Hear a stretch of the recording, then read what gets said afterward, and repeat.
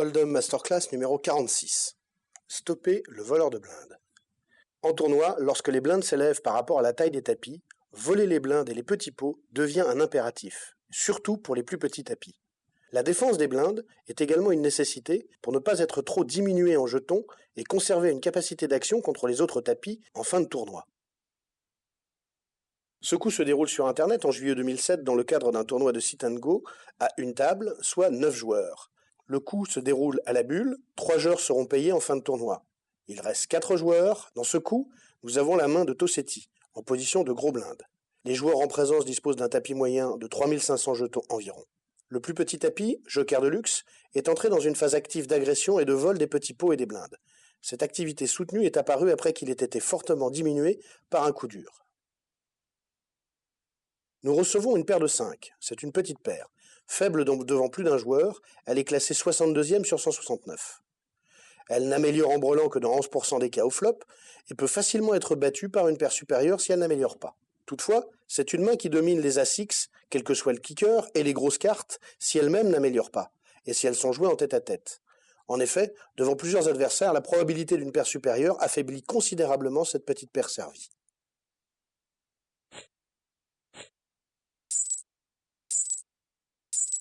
Les joueurs en position 1 et 2 passent. Joker de luxe, en position de petit blinde, attaque en ouvrant à 300, soit 3 fois le blinde. Tossetti relance all-in. Il est payé par Joker de luxe avec la totalité de son tapis, soit 2260 jetons. L'ouverture de Joker de luxe est standard, mais la situation est lue comme un vol de blinde par Tossetti, car Joker de luxe est coutumier du fait. La relance à tapis est effectuée pour dissuader fortement Joker de luxe de payer, mais aussi pour le dissuader de voler les blindes à l'avenir. C'est une contre-attaque dont la portée dépasse celle du coup lui-même. Tossetti lit la relance de son adversaire comme un vol, mais il estime aussi que sa paire de 5 est probablement favorite. Joker de luxe a juste besoin d'un as pour relancer dans sa situation, ou de 2 cartes vaguement connectées, comme Roi-Dame par exemple. Si c'est le cas, Tossetti a une bonne probabilité de remporter le coup si il y avait abattage. C'est la situation qui est jouée par Tossetti. L'objectif de la contre-attaque est d'empêcher absolument Joker de luxe de payer, même s'il est payé contre toute attente, sa petite paire lui donne toujours l'espoir d'engager un combat à 50-50. Et effectivement, Joker de luxe décide de payer à tapis, ce qui déclenche l'abattage.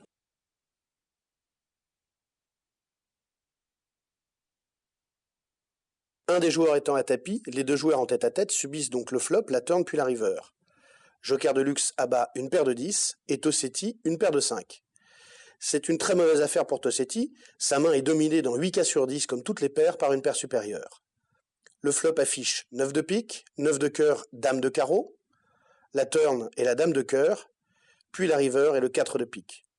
Aucun des 2 joueurs n'améliore, Tossetti perd ce coup et se retrouve avec un petit tapis. Pour poursuivre le tournoi, les situations se sont inversées et Joker de luxe devient chip leader.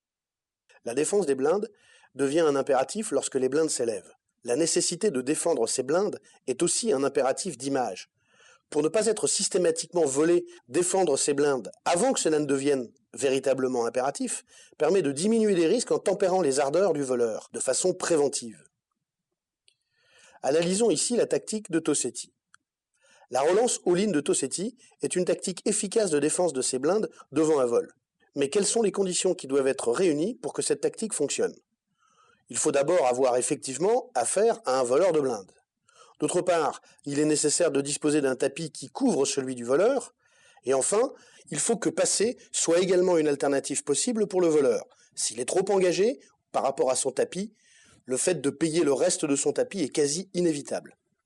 Joker de luxe présente toutes les caractéristiques du voleur. Il est dernier de parole dans un pot qui n'a pas été ouvert, il est petit tapis, et en plus, un mauvais coup l'a rendu sensiblement plus actif depuis quelques mains.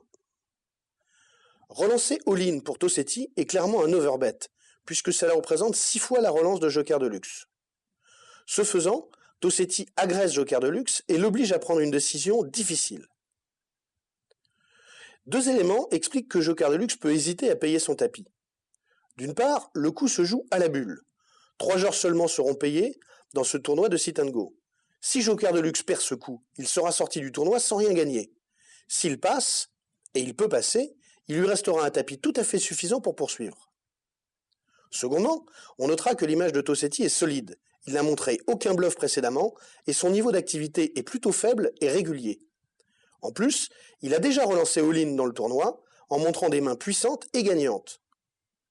L'alternative proposée par cette relance all-in à Joker de luxe est donc de risquer de sauter tout de suite ou de passer et survivre dans des conditions suffisantes pour espérer un avenir favorable dans le tournoi.